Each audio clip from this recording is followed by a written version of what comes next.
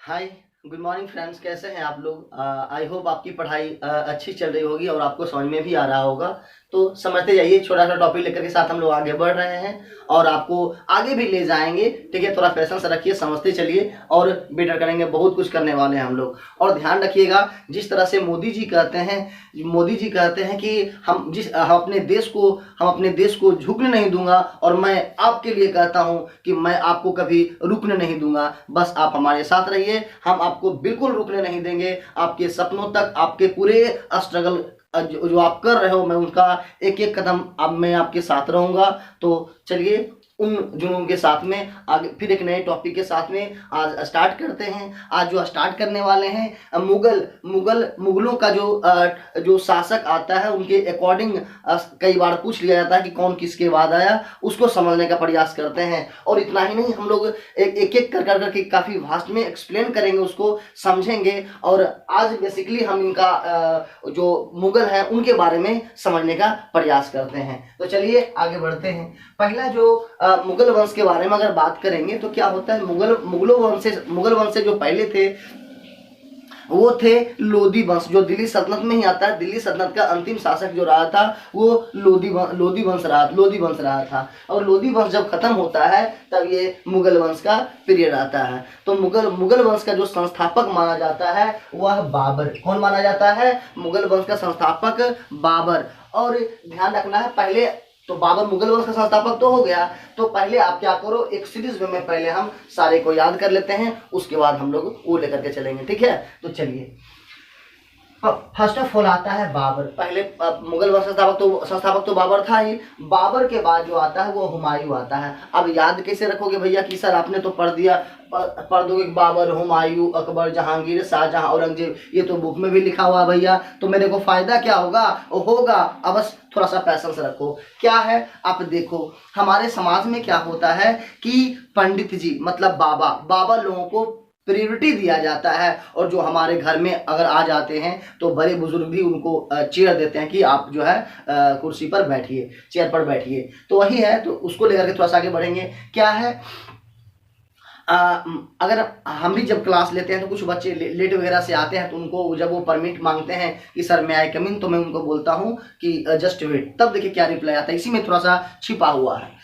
तो उन्होंने परमिशन मांगा, मैं आई कम इन मतलब मैं आई कम इन, तो हमने उनको रोक दिया। तब बच्चा वो क्या कहता है समझिएगा, वो कहता है सर हम बाबा हैं। क्या बोला? बाबा हैं। बाबा है मतलब बाबर संस्थापक जो हो गया, पहला मुगल शासक वो बाबर हो गया। बाबा हैं तो हुमायूं, तो हाँ से हुमायूं, बाबा है बाबर हुमायूं। तो जब वो बोल दिया बाबा है मतलब बाबर और हुमायूं, तो मैंने उनको बोला कि जब बाबा हैं ही तो आ जाइए। तो अकबर जहांगीर, बाबा हैं तो बाबर हुमायूं, उसके बाद तो आ जाइए। जब बाबा हैं तो क्या देखना, तो अकबर जहांगीर। चार आपको याद हो गया होगा। अगर आगे बात करेंगे शाहजहां के संदर्भ में, तो शाहजहां के बारे में हम मानते हैं ऐसा कि वो पंडित था, मतलब पंडित पांच। तो 5 में आ जाएगा शाहजहां। 5 में क्या आ जाएगा? शाहजहां। और आपको पता होगा पंडित जी के संदर्भ में कोई पंडित जी होंगे तो माइंड नहीं करना, बस मैं एक समझाने के पॉइंट ऑफ व्यू से ले रहा हूं। तो शाहजहां पांचवा मुगल बादशाह रहा था। और अब पता होगा आपको कि इनके शाहजहां के बारे में मैंने पंडित बोला। और पंडित जी ऐसा क्या होता है हमारे समाज में, वो जब आएंगे आपके मतलब कुछ ऐसा ओकेजन पे, तो क्या होता है वो खाना भी खाते हैं, उनको हम लोग दक्षिणा भी देते हैं। तो और दक्षिणा कहाँ रखें, मतलब वो जेब भरने के चक्कर में रहते हैं, तो वो ध्यान रखना है। तो शाहजहां हो गया पंडित, तो पंडित जी जेब मतलब औरंगजेब। तो ध्यान रखना है, ये 6 मुगल शासक काफी इंपॉर्टेंट है, जो कई बार क्या होगा सीरीज में पूछ लिया जाता है, या कई बार क्या करेगा उनका जो है ईयर दे देगा कि उनका पीरियड कब से कब तक रहा था। तो आई होप ये 6 मुगल बादशाह आपको याद हो गया होगा। बाबा हैं तो बाबर हुमायूं, आ जाइए अकबर, आ जाइए जहांगीर, 5वां मैंने बताया आपको शाहजहां, और 6ठा में तो औरंगजेब। 6 मुगल बादशाह आई होप आपको बाय हार्ट याद हो गया होगा। और उनका थोड़ा सा पीरियड देख लेते हैं क्या है। आगे अगर बात करेंगे बाबर के संदर्भ में, तो 1526 में जब आपका लोदी वंश का समाप्त हुआ, तो तब जाकर करके जो है ये मुगल वंश का प्रारंभ होता है 1526 में। तो 4 वर्षों तक बाबर ने राज किया था, 1526 से 1530। तो ये आपको याद हो गया होगा कि 1526 में मुगल वंश का संस्थापक ही था बाबर, और 4 साल चला था तो 1530। तो ये आपका क्लियर हो गया 26 से 30। अब देखो बाबर का पीरियड खत्म होता है, उसके बाद उसका पुत्र आ जाता है हुमायूं, और ये चला 30 से 56। लेकिन क्या होता है यहाँ पे कि 40 से 55 मतलब 1540 से 55 के बीच में शेरशाह आ जाता है। वही शेरशाह जो आप बिहार में जिसका वो आपका है ना स्मारक भी बना हुआ है, समाधि स्थल भी है बिहार के औरंगाबाद जिले में, आप जानते होंगे। तो 1540 से 1555 में ये सूर्यवंश का संस्थापक कर दिया था शेरशाह, तो और हुमायूं को भगा दिया था, वो जंगल में जीवन यापन किया था। तो ध्यान रखना है आपको कि हुमायूं 1530 से 1556 तो रहा, लेकिन 40 से 55 जो है सूर्यवंश रहा था, शेरशाह ने राज करा था, ये ध्यान रखना है। तो बाबर का हो गया 26 से 30, हुमायूं का हो जाएगा कितना 30 से 56, जबकि 40 से 55 किसका था, सूर्यवंश शेरशाह का था। चलिए ये हो गया। अब देखो 56 तक ये रहा था। अब अकबर आ जाता है उसके बाद, क्योंकि हुमायूं का बेटा अकबर रहता है, तो अकबर का जो पीरियड रहता है 1556 से 1605। अब याद किसे रखना है, अकबर को माना जाता है मुगलों का वास्तविक संस्थापक। अकबर के बारे में ऐसा संदर्भ मिलता है क्योंकि उनके पीरियड में काफी हमारा क्या अकबर का पीरियड में काफी हमारा भारत का वो विस्तार किया था, अपने राज्य का विस्तार किया था।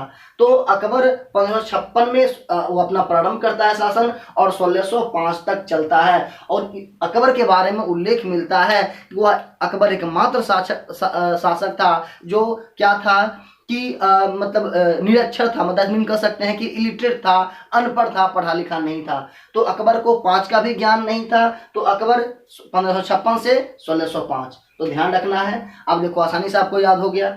आगे बात करेंगे अकबर का 1605, और जहांगीर के बारे में है कि 1605 तक तो अकबर रहा था, जस्ट जहांगीर आ गया था 1605 से 1627। तो ये ध्यान रखना है कि जहांगीर 1605 से 1627। आगे बात करेंगे शाहजहां के संदर्भ में। तो शाहजहां आपको पता होगा कि शाहजहां ने अपनी बेगम के लिए इन्होंने आगरा में ताजमहल बनवाया। तो इनकी जो मतलब मुमताज थी, इनको हमेशा साथ दिए।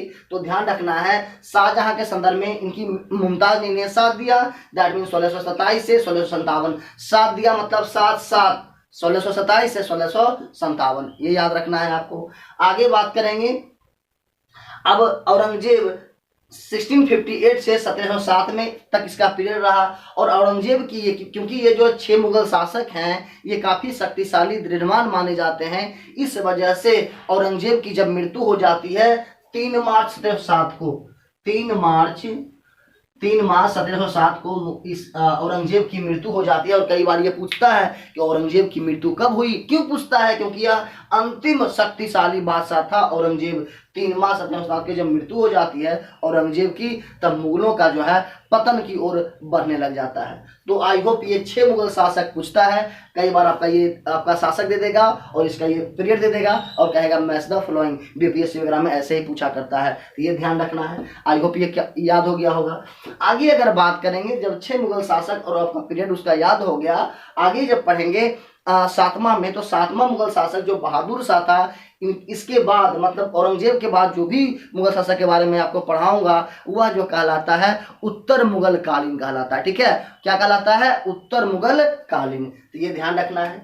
अब देखो क्या होता है कि इसके बाद मतलब औरंगजेब के बाद जो आता है, देख ध्यान रखना कि बहादुर शाह, जहांदार शाह, फारुखसियार, तीनों के बारे में याद रखना कि बहादुर शाह, जहांदार शाह, फारुखसियार। अरे बहादुर शाह, जहांदार शाह, फारुखसियार, 3 एक बार में। औरंगजेब तो क्लियर ही हो गया। उसके बाद बहादुर शाह, जहांदार शाह, फारुखसियार, तो 3 कंप्लीट हो गया।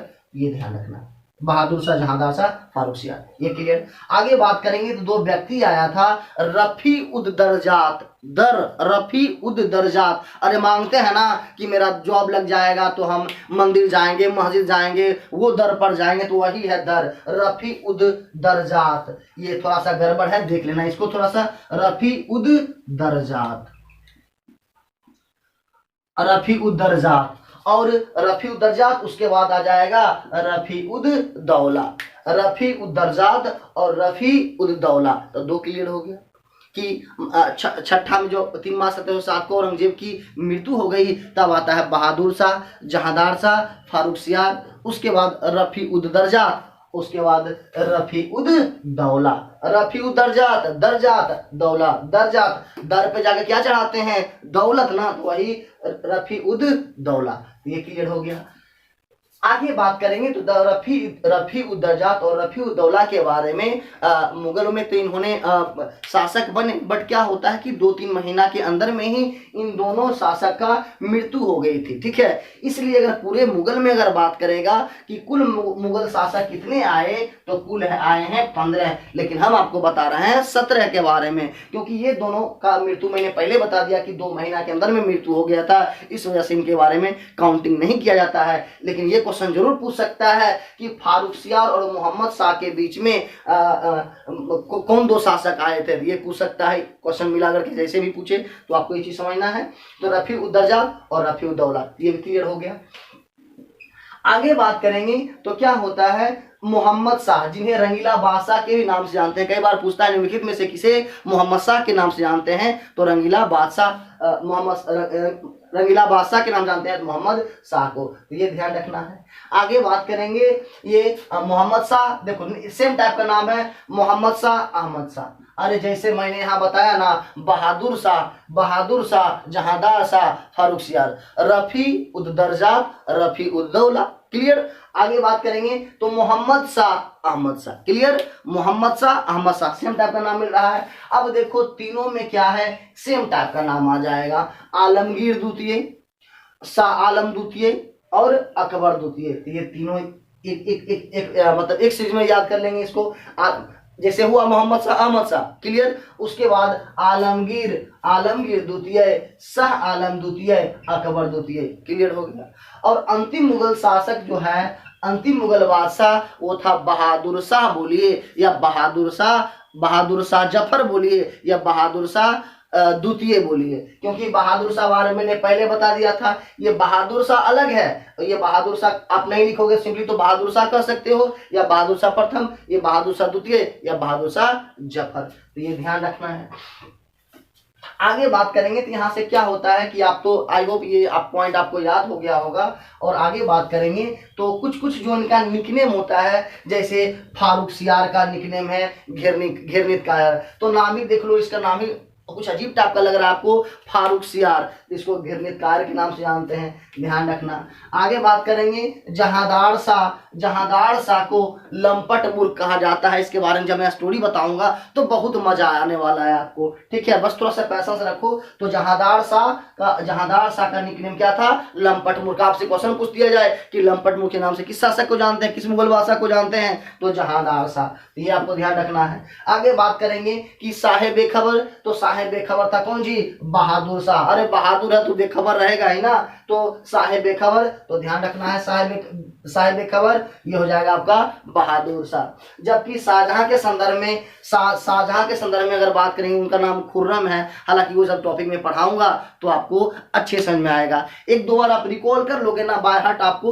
अपना याद हो जाएगा। और लास्ट में पीरियड, आपका मुगल का जो पीरियड है आप बेसिकली 6 तक ही रखोगे तो वहीं तक आपका काम चल जाएगा। हालांकि अंतिम वाला करना चाहते तो आप कर सकते हैं कि बहादुर शाह द्वितीय, जो बहादुर शाह द्वितीय, बहादुर शाह जफर, 1837 से 57 अंतिम में है, क्योंकि 1857 क्रांति जब हुई थी तो इन्हें दिल्ली का एक नेता मान लिया गया था। और जो है इन्हें जो है जब दिल्ली का नेता मान लिया गया था, ये बुजुर्ग हो चुका था, तब क्या हुआ, ब्रिटिशों के द्वारा इन्हें दमन कर दिया गया और ये रंगून भाग गए थे। रंगून जो पड़ता है म्यांमार में, वहीं पे इनकी 1862 में मृत्यु हो गई थी, तो ध्यान रखना है। एक और बात होता है यहाँ पे, क्वेश्चन क्या पूछता है कि कौन कौन मुगल बादशाह हैं जिनकी समाधि स्थल भारत के बाहर है। तो 3 ऐसे मुगल शासक हैं जिनका समाधि स्थल भारत से बाहर है। कौन कौन, जैसे कि पहला तो मैंने यही बता दिया कि बहादुर शाह जफर या बहादुर शाह द्वितीय, इनका रंगून में समाधि स्थल है जो म्यांमार में अभी प्रेजेंट में स्थित है, ये ध्यान रखना है।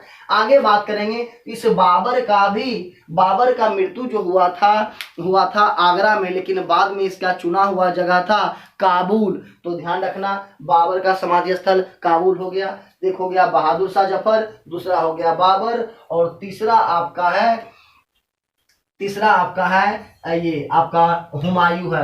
हुमायूं का मकबरा जो पड़ता है, हुमायूं का नहीं, जहांगीर है, जहांगीर का जो है लाहौर में है। ठीक है, तो जहांगीर का कहाँ है? लाहौर में। तो 3 मुगल बादशाह ऐसे थे जिनकी समाधि स्थल जो है भारत से बाहर है। तो आई होप आपको ये चीज़ें समझ में आ गया होगा। अगर कुछ ऐसा लगे तो 1-2 बार रिपीट करके आप देख लेना, आपको समझ में आ जाएगा। Thank you very much. अच्छा लगे तो आप जानते ही हैं, वरना